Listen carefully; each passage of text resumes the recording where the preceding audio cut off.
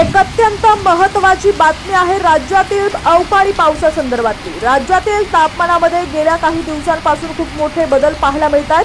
काही ठिकाणी कडाक्याची थंडी तर काही ठिकाणी पाऊस अशी राज्यातील स्थिती आहे। अशामध्ये राज्यात पुढचे 48 तास खूप महत्त्वाचे आहे। हवामान खात्याने महाराष्ट्रातील 11 जिल्ह्यांना अतिमुसळधार पाऊस पडणार असल्याचा अंदाज वर्तवला असून येलो अलर्ट जारी केलाय।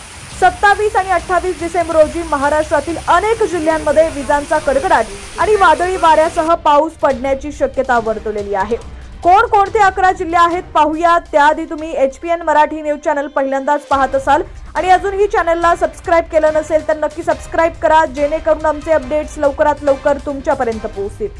हवामान विभागाने दिलेल्या माहितीनुसार 26 डिसेंबर ते 28 डिसेंबर या कालावधीत धुळे, नंदुरबार, जळगाव, नाशिक, छत्रपती संभाजीनगर, अहिल्यानगर, पुणे, जालना, परभणी, बीड, अकोला, अमरावती, बुलढाणा आणि वाशिम या जिल्ह्यांमध्ये वादळी वाऱ्यासह आणि विजांच्या कडकडाटासह पाऊस पडण्याची शक्यता आहे। या सर्व जिल्ह्यांना येलो अलर्ट जारी करण्यात आलाय। खानदेश, मराठवाडा आणि विदर्भ या भागांमधील अनेक जिल्ह्यांना पावसाचा फटका बसेल।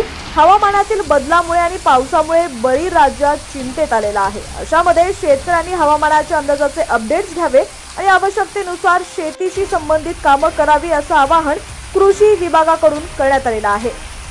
हवामान खात्याने वर्तवलेल्या अंदाजानुसार विविध क्षेत्रांमध्ये पावसाचे वेगवेगळे प्रमाण आहे।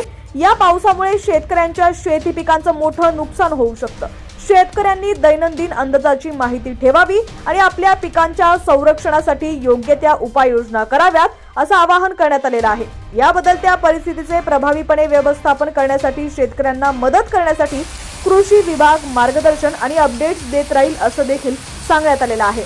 दरम्यान आता राज्यातील तुमचा जिल्हा कोणता आणि तुमच्या जिल्ह्यात पावसाची परिस्थिती कशी आहे कमेंट सेक्शन मध्ये नक्की कळवा आणि ही बातमी जास्तीत जास्त आपल्या शेतकरी वर्गापर्यंत शेअर करा, जेणेकरून या माहितीचा त्यांना देखील नक्कीच फायदा होईल।